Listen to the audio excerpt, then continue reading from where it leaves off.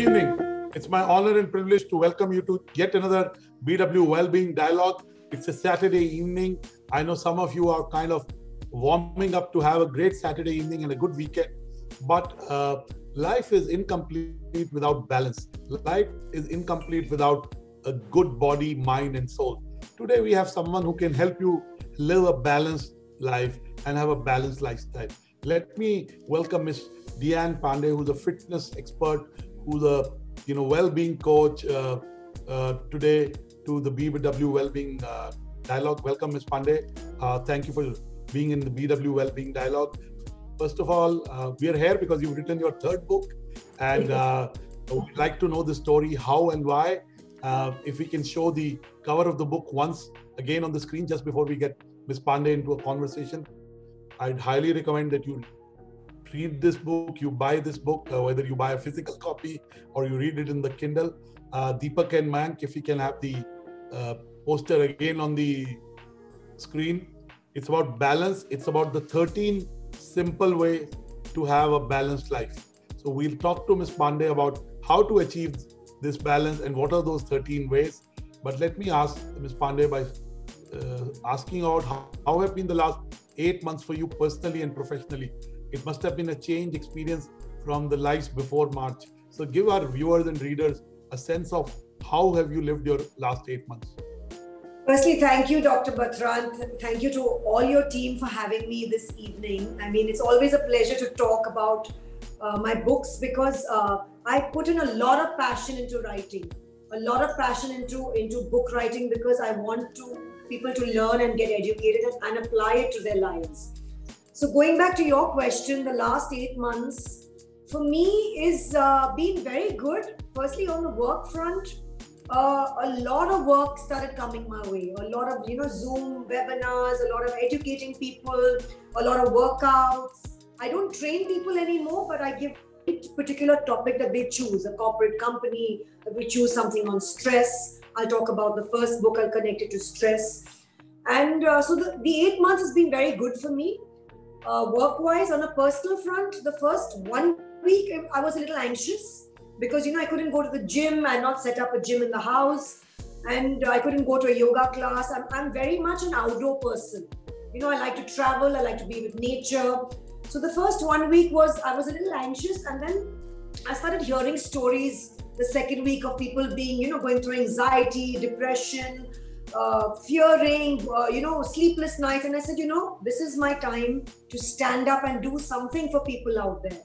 So with me, of course, I turned a lot towards yoga and meditation and all these home workouts that I came out. I started inventing all these workouts, to do without accessories, just home accessories with bottles and with books. And I used the wall, I used to use socks, I used to use, the sofa, the stairs, I use the terrace, every kind of workout that I started creating to motivate people out there. Because for me, I was very happy, a lot of endorphins, and my yoga was keeping me calm. And luckily, because of my profession, 25 years in this line, I'm just a very calm, happy, peaceful person. I solve problems really quickly. I don't get hyper or angry easily. It's all to do with my wellness and my fitness and my health, personally with my health and my strength and the food that I eat. So I said, let me try and help people out there. So I started I came out with this Balti bucket workout where my staff was, with buckets, I filled water and I started doing a workout with the buckets. I felt people were, from the couch to the bed, becoming couch potatoes. So I came out with a workout on the couch. I did a workout with a chair. So I basically use every accessory in the house to make a workout, telling people you do not require to go to the gym. You don't need to, be dependent on a trainer. Right now, fearing about the COVID or getting hyper or anxious is not going to help. Right now, you need to have a strong immune system. You need to be stress-free, calm. And what makes you, achieve all of that is your fitness, your workouts. Even if you don't come from a workout background, I was giving them ideas what to do in the house, how to walk up and down your steps, use your building terrace.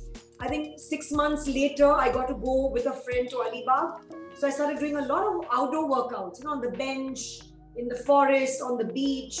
So basically, my 8 months went really well because I practice what I preach.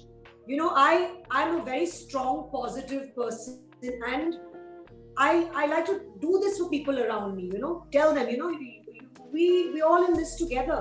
We're going to fight this virus together. We're all going through it. Some are going through it worse, some are going through it, less. But for now, let's stay fit. Let's stay healthy in the mind and body. Let's eat healthy and let's try and make do with what we have. Work from the house, get together and spend time with your loved ones, get creative, do things, and this will pass. It will pass soon. There will be a time where we'll get over it. Diane, you busted a myth that you need costly equipment, you need to go to gym. You're saying if you just kind of use your daily, chores, if you're in the home, you can still be fit by adopting some of the, tools or the apparatus at home to be able to be fit and to be kind of, active, if I may use that word. And clearly, when your body is fit,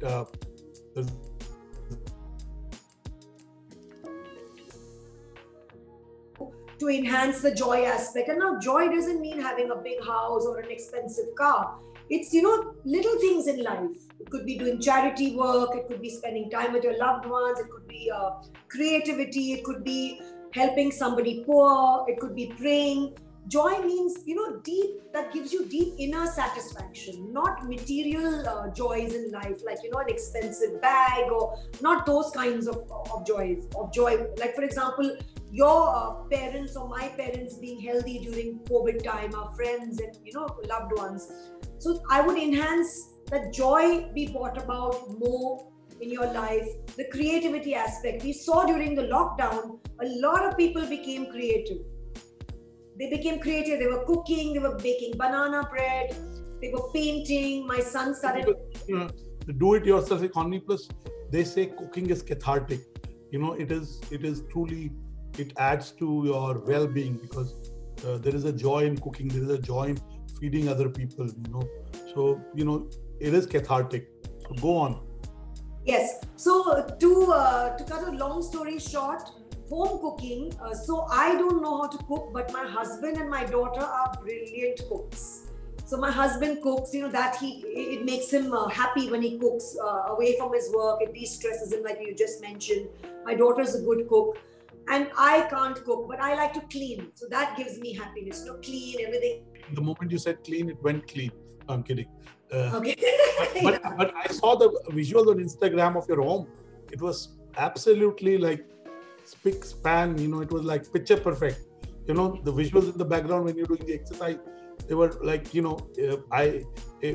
women are by nature, I would say they have a phobia for cleanliness, whether it's my mother, whether it's my wife, or it's my daughter.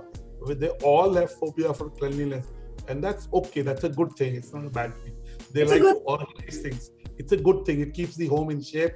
And we now know the link between health and cleanliness, clearly, So it's a good thing. So you're basically saying doing the things that give you joy keeps you mentally healthy. It keeps you fulfilled. It keeps you in a balance. And you're right, all aspects of life. If you're able to just do your duties, your responsibilities to your family well, the commitments you make professionally, that gives you a certain sense of, completeness, if I may use that word. So tell us, give us one or two stories from your clients, from people you helped become better version of themselves, either in a physical way, through workouts, or through counseling, through coaching. Give us one or two transformation stories.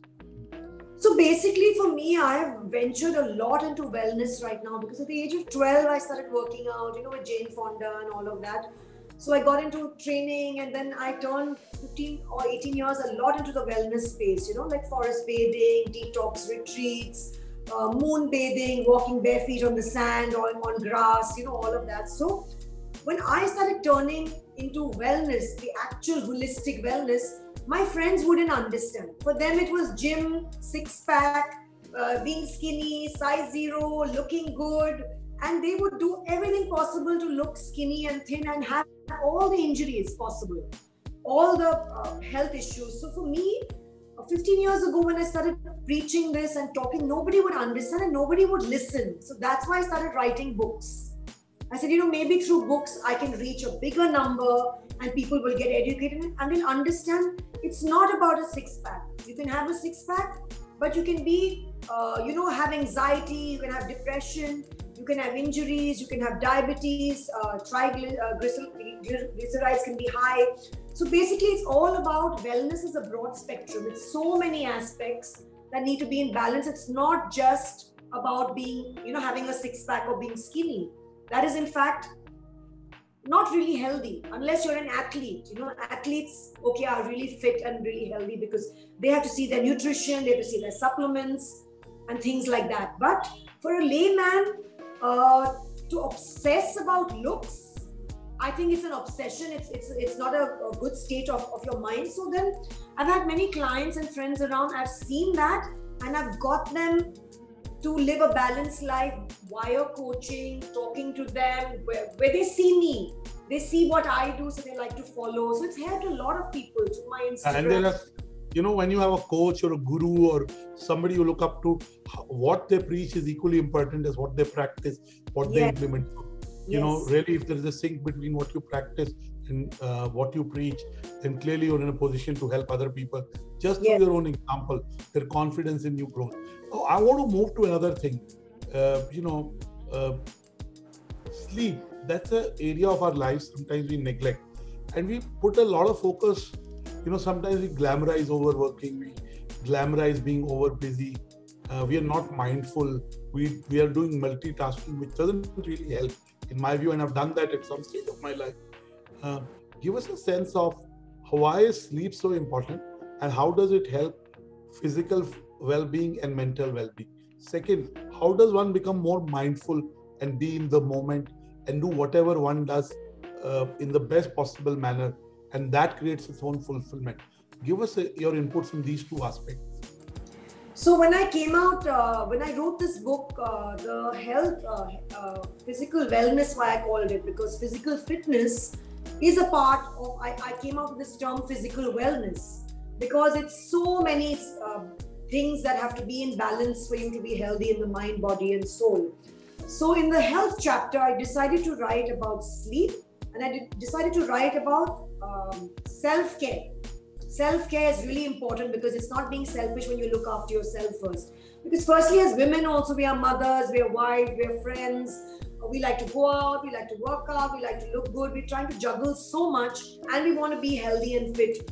So as women, sometimes we always look at other people first and we tend to look at ourselves later. So self-care was really important for me in the chapter.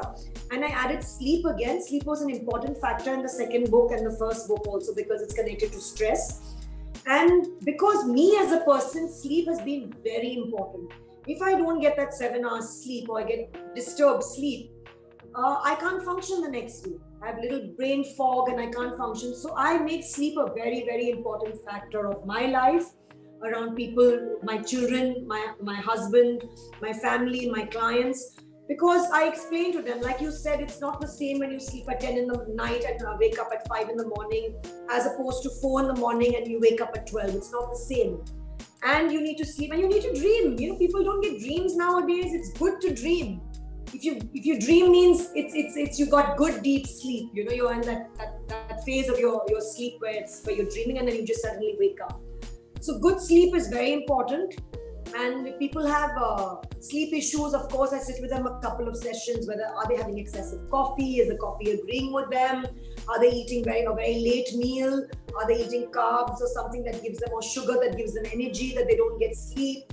Are they stressed? Are they, taking all their work back home? So that's what gives them stress and they don't get sleep.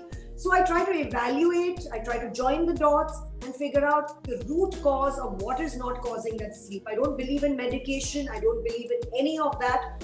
I try to do it naturally. First, you try to find out what is causing the problem. You try to solve the problem with it. maybe give us some recommendations, light things like maybe a herbal tea or haldi doodh or something before sleeping, or hot soup, something light. So basically, yes, so sleep is really, really very important for all humans, for all of us. We need to sleep. They say when the sun sets and we need to wake up when the sun rises, but nobody does that anymore.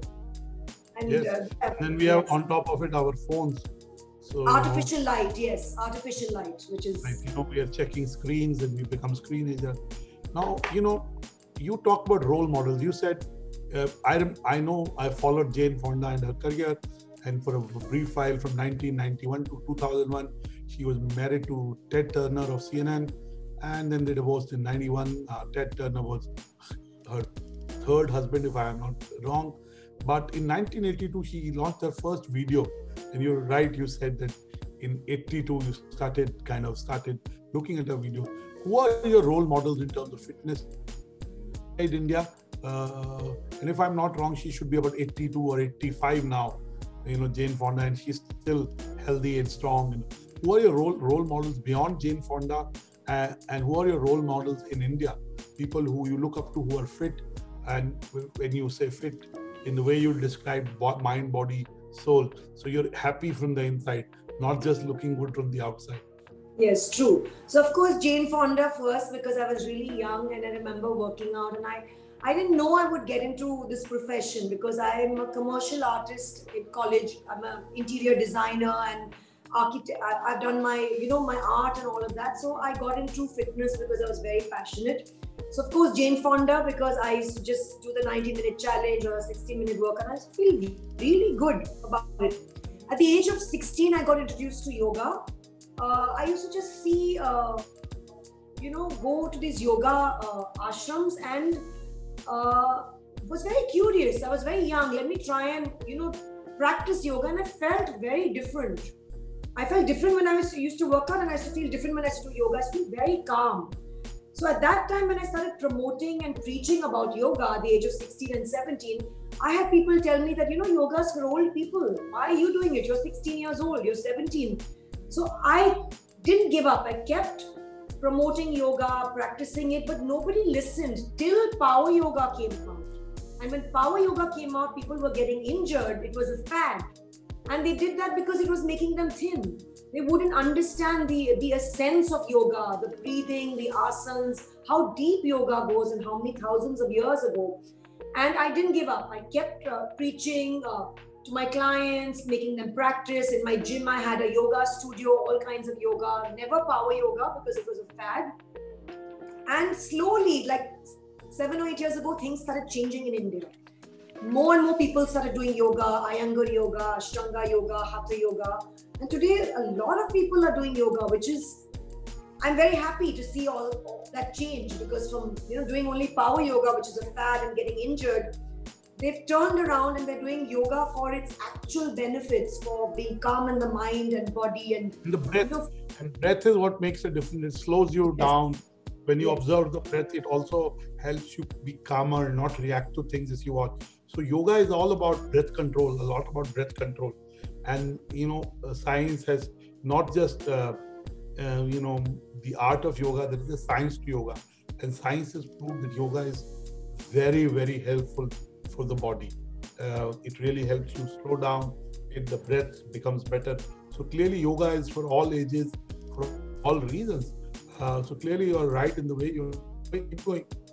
And I've always said, for 15 years, I've been saying that yoga be introduced in schools as a subject.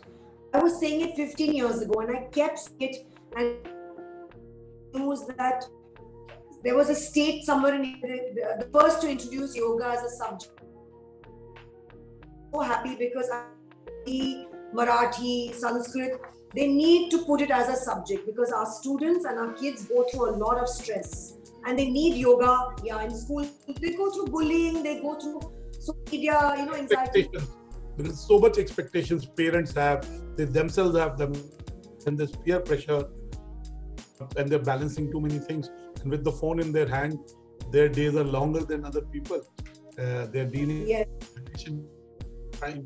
So they support. So you're absolutely right. let me ask you the last question before. Now, you wrote your first two books. This is your third book. What is the difference between talk a little bit about your first two books and tell us how is this book different from the first two books? Okay, so at that time when Random House approached me and they wanted me to write a book on fitness, I had my gym at that time. I was running a gym that had Think Possible. It was a lovely place. I miss it, but I shut it because it wasn't making money, because it was a private place and it wasn't like, the chain of gyms all over the world. Shut it after 6 years, but it was the best thing I did, I miss it, yeah. I will start something like that. So when Random House approached me, they wanted me to write a book on fitness. And I said, I'll get back to you because I don't want to be another book on the shelf, like everybody else. Let me think of something different that I can relate to, that I see in my clients, that I see every day happening to people day to day. And I will have clients coming every day to me complaining about some relationship issue, or their maid has run away, or they don't have a cook, or they've had a fight with their friend, or they were not happy with their career or their jobs, or their boss was making them over. So they were always stressed. And when they worked out of the gym, because gym, I had a spa, I had an open air yoga studio, dance, a lot of things, they were happy. So I said, they come to me stressed, so why don't I write a book on stress and tell people what stress does, the different kinds of stress, what stress does to your body, to your hair, to your skin, to fertility, to your heart, to your digestive system, how it affects you, and how it's number one killer in India. In the world, I think it's number one killer if I've got my facts right. Stress is what kills you to do. If it doesn't kill you with a heart attack or high blood pressure, it will push you towards alcohol, smoking, drugs, sleeping tablets, anxiety, so much more. So I decided to write a book on stress, and I connected to fitness, to meditation, to yoga, to nutrition, to workouts. And that book did really well. It was a national bestseller within a month. And I called it I'm Not Stressed, because I said the word I'm so stressed is very negative. I don't like using negative words, so neither should you. So I named it I'm Not Stressed, and that did really, really well. Few years down the line, then I was ready to write a guide for men and women. So the second book was called Shut Up and Train, where I wrote a complete guide for men and women, where you can educate yourself reading that book. It's got all the information, injury prevention, workouts, all kinds of things. I don't believe in protein shakes and supplements, anything that has chemicals in it. So it's even got a chapter on steroids and what it does to you and things like that. So that book was like very technical, very like you need to read and study it up, and and then I was ready to write a book on wellness and on balance, because I turned towards that, many, many years ago. So I was ready a few years down the line to write my third book. So, yes. Thank you so much. I've enjoyed talking to you, and hopefully when I'm in Bombay, before COVID, I used to be in Bombay for 15 days a month. But of course, I only traveled once. I'm there next week. But in better times in 2021, I'll come back, have a cup of tea with you when I've lost another 5-6 kg. Yeah, I really enjoyed reading your book. And, Dr. Rekha Jagannath is asking me, you're talking a lot about books, because I'm talking to at least 1 or 2 authors a day. And I'm the kind of person who buys 50 books in a week, in spite of getting at least 50 free. And I do read it. So whatever life as a young age, there were biographies or there were self-help books. I just enjoyed reading books, and a lot of them non-fiction. Second, Rekha, Dr. Jagannath, I am talking because we also do a booklet fest, a business booklet fest, which we completed last week, where we had 30 world-class authors of business books talking to a very large audience. We had about 800,000 people every day. We used to do it physically in Pune every year. And we have a huge 3-day world-class program coming up next year, which is called the Festival of Life. L stands for leadership, I for innovation, F for future, and E for entrepreneurship. So I am a lot into books, and I can say proudly. And we are doing this because BW Wellbeing is a community for well-being, a B2C community. And Leanne's book fits right in there. And, I'm glad we are talking to her. It's content for us. And you asked me whether BW, we have a books division, and we have a special guest who's going to ask Dian Question, who's himself an author, and we co-published that book with a UK publisher. But this book is published by Penguin Random House, and I don't have to explain to you what Penguin Random House is. So really, I love books, I love authors, and for me, authors are bigger celebrities than cricketers or movie people. That's how I am. And, I agree.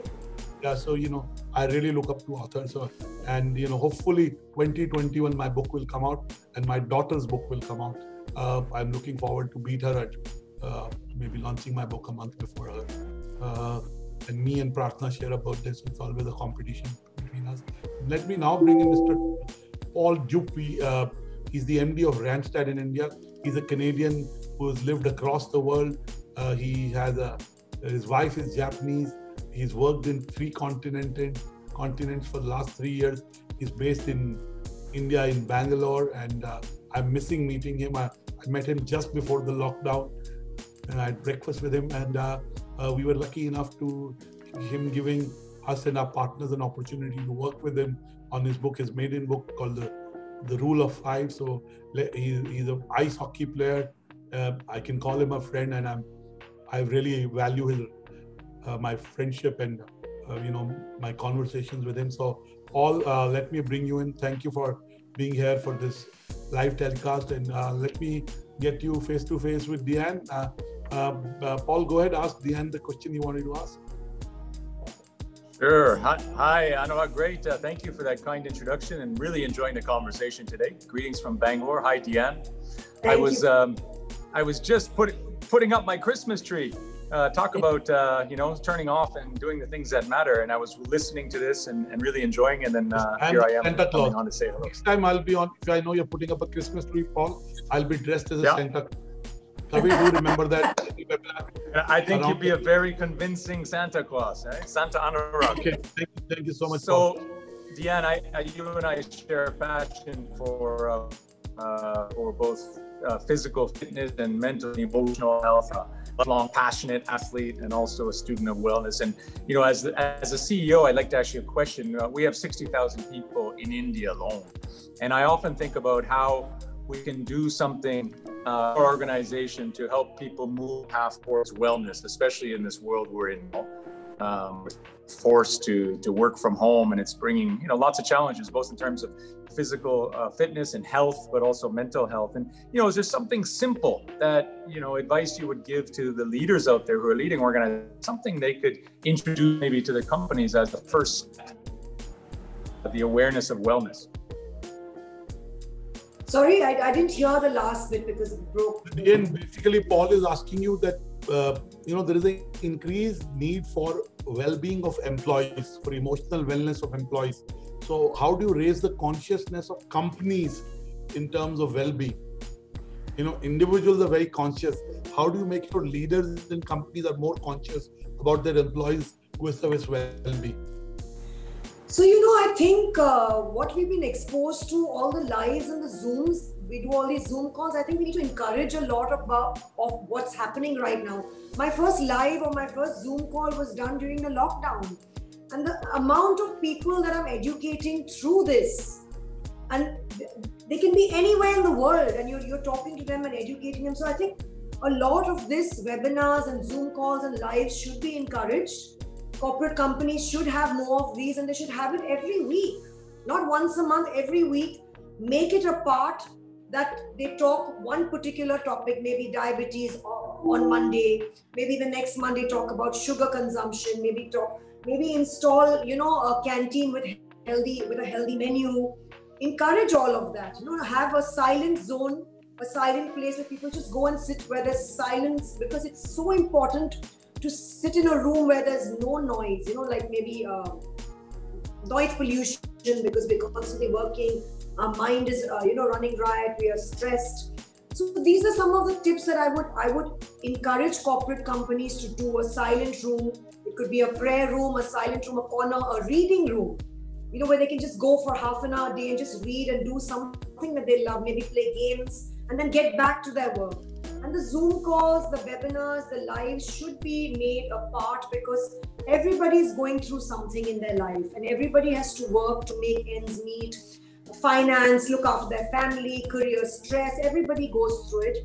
So a corporate company should have an area in their office space. If they don't have space, then the live sessions and Zoom sessions and all of that should be made important for people to, get educated on wellness. And yeah, that's great insight. Thank you. I'm going to take some of those golden nuggets. Thanks, Deanne. One thing that I've seen in the CEOs I talk to, we're all rethinking the purpose of the office now. What is the purpose? What's it going to look like in this new world of work? And I think you're onto something here. This should be a priority, how we redesign and rethink and repurpose the office for the future of work, creating that space, as you said. So yeah, great idea. Thank you. You're welcome. Always a pleasure speaking to you. Thank you for your question. And, your joining adds to the content. And Abha Singh is commenting, create culture of emotional intelligence in the virtual environment. That's a takeaway. Let me bring in Urvi Shrivastava. Urvi wants to ask you a question. Let's get Urvi on video. Urvi, go ahead, ask your question. Deepak and Tanvi, can we enable Urvi? Yes, he's joining in the audience, yes. And Kavi, your question last. Sure, sir. You can go ahead, ask the question in the time Urvi joins. Kavi, go ahead. Ma'am, so you're a wellness expert. I just wanted to ask you, what are the tips you would like to give to people who get into emotional eating when they're depressed? And some people find it as an excuse, but some genuinely have this problem and they get into emotional eating. So how does one get out of this vicious cycle? So the thing is, emotional eating is connected to something that is going wrong in your life. It could be a relationship. It could be, like I said, finance. Maybe you're not happy with your job. It could be stress in your life. Like I mentioned to Dr. Batra, that your body is constantly in fight or flight mode. You're releasing cortisol. You're going to go. It makes you hungry. So you're going to go towards a tub of ice cream. So is it that relationship disorder? Is it that the love that you require from your spouse or your girlfriend or whatever, or from your friend, is it that you need to see to, or is it the food? So basically you're turning towards food because there's something that is not in balance in your life. So if you sit with an expert, you sit with a health coach like me, or you sit with an expert, they need to join the dots and find out what in your life is making you unhappy. Join the dots and get to the root of the problem, solve that first. You're not going to turn towards food that much, because when you sort out issues in your life, whatever in these 13 aspects are making you unhappy, you're going to be happy from inside, right? So you're not going to think about food. For example, gurus and yogis, you see them, they're very slim in the mountains. They eat very little food. They don't think about food. Some of them go without food for days because they're so happy in the mind, body and soul, in the heart, from within. So basically what you need to do, and also cravings. There could be something that is leading you into cravings, that you feel like eating something sweet or something that's salty, because there's something in your diet that's lacking. So if you sit with a nutritionist, she'll be able to tell you that maybe you need to have sweet vegetables so that you don't turn towards something that's unhealthy, towards sugar. So sweet vegetables like peas, carrot, beetroot, things that sweet potato is still good, whatever, and maybe that will cut when you go to something sweet. So that will help nutritionist. And we don't believe in diets. I don't believe in diets because diets restrict you, and the minute you restrict yourself and you give food groups a bad name, like you say rice is bad or bread is bad, you restrict yourself, or you go on a diet that restricts you from carbs or from, for example, protein, don't eat fats, you're going to go and crave for that food. And you're going to go into a binge. So you need to figure out what in your life, whether it's nutrition, whether it's on an emotional level, or in your life that's not making you happy, that's making you turn towards that food. So once you solve that, you'll be able to solve it. Thank you, ma'am. Thank you so much. Thank you, Leanne. Last question from Urvi Shrivastava. You put up a question on the Zoom chat. Go ahead, ask that question to Leanne. Good evening, ma'am. A lot of us here are city folks, and India at this stage has some of the world's most polluted cities. So what would you suggest? You have the dubious distinction of being in the most polluted city in India, which is Delhi. Yeah, I do. I am speaking from Delhi, ma'am. So I would like to know how would you advise people like us to detox at the end of the day, given our extremely polluted surroundings? So, Urvashi, I have a friend in Delhi who's an editor of a magazine, and when the lockdown happened, after a couple of months, the pollution levels went so low because everybody was indoors, nobody was using their cars, nobody was polluting the city out, the sky became blue, there were so many more birds, everything was... So basically, we need to first start with ourselves. We need to start with ourselves. We need to try to get eco-friendly in a way, maybe solar energy, maybe try not to use our cars too much, try and walk, use cycles. This lockdown has brought one thing good is that a lot of people are using cycles to go everywhere. They're cycling everywhere. So it should start off with us firstly to try to help. Every person doing their little bit is going to help, right? So try not to use your car, try not to use the bus, try to walk if you can, and try to grow plants. You can have, growing, have a balcony, start growing. If you can grow a tree, plant a tree, start with yourself. Even if it's a small way, it helps. It helps. Green roofs, they say on buildings, if you can get your society together to pull in a little bit of money. And a lot of people spend money on interiors, spend money on plants, spend money on growing a tree. So all these things put together help in a way, and it matters. Thank you, ma'am. And just to add to the end, there are certain plants that are very good air purifiers. Yes. If you put them in your home, they're actually more effective and natural in terms of giving you air that is fresher. So clearly you can put those, okay? To be able to neutralize it. Second is do yoga. I think these two. And third, yes, she said rightly, plants because they will eventually lead to a sustainable environment. Diane, we could go on talking to you, but we are out of time. So we're grateful to you for your time. There are one or two more questions, but we can take them next time. We wish you luck for your book. I'm sure it'll be a bestseller again. And we'll continue to talk to you now, engage with you in our well-being initiatives, wherever we can seek your guidance and involvement. We wish you luck both as an author and as a coach. So I'm sure you'll do well. Thank you for talking to BW Wellbeing. For those who missed this issue of BW Wellbeing with Diane Pandey, visit the YouTube channel of BW Business World or read it in the next issue of BW Wellbeing. Thank you so much for being on the webinar today. And thank you, Dr. Batra. It is all. Thank you, ma'am. Thank you so much. Thank you. All the best with your upcoming book, yours and your daughter's. Yes. Thank you. Thank you.